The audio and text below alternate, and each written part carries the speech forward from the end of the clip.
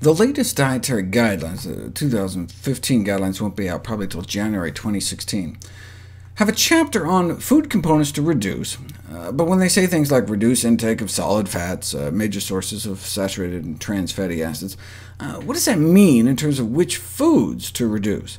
Similarly, there's a chapter on nutrients we should increase our intake of, so-called shortfall nutrients, but when they say we need more magnesium, for example, what does that mean in terms of actual food?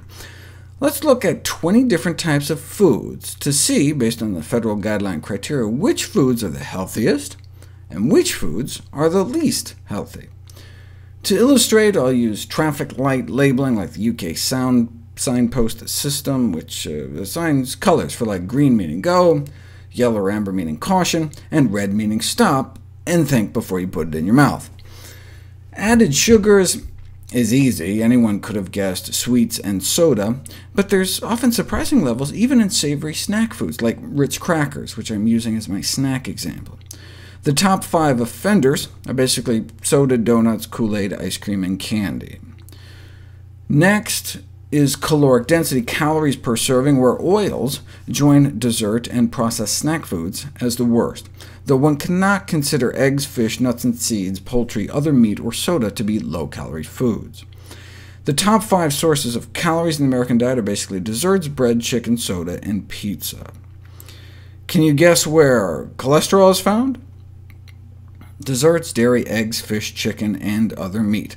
Number 1 by far is eggs, but then chicken contributes more cholesterol to the American diet than beef, then cheese and pork.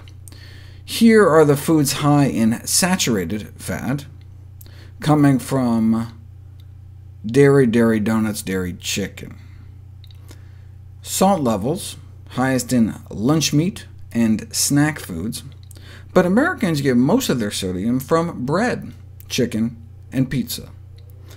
About half of our food groups here have trans fats, either naturally or artificially added or created.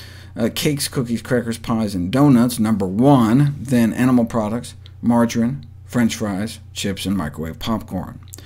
Now to the nutrients. Green is a high source, pale green is a medium source, and white is a poor source for calcium, fiber, magnesium, potassium, vitamin A, vitamin C, vitamin D, vitamin E, and vitamin K. OK, I know that was a little fast. Let's put it all together. OK, now this is nutrients per typically 100 grams, about 3½ ounces. But that's not how our body keeps track of what we eat. The body's food currency is in calories, not grams. Our body monitors how much energy we eat, not how much weight we eat, weight of food. We only have about 2,000 calories in the calorie bank to spend every day, so to maximize our nutrient purchase, we want to eat the most nutrient-dense food. So I just changed this from nutrients per weight to nutrients per calorie.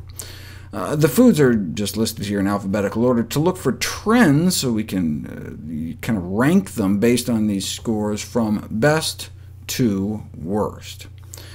So the foods to emphasize in one's diet are unprocessed, unrefined, plant-based foods, which in general lack the disease-promoting components, and, as the Dietary Guidelines Committee put it, these foods contain not only the essential vitamins and minerals, but also hundreds of naturally occurring phytonutrients that may protect against cancer, heart disease, osteoporosis, and other chronic health conditions. So this chart actually extends far to the right, hundreds of additional bright green columns capturing all the phytonutrients found in whole plant foods, but largely missing from processed and animal-derived foods. There would just be hundreds more white columns here in the middle, with a few green tiles far off at the end.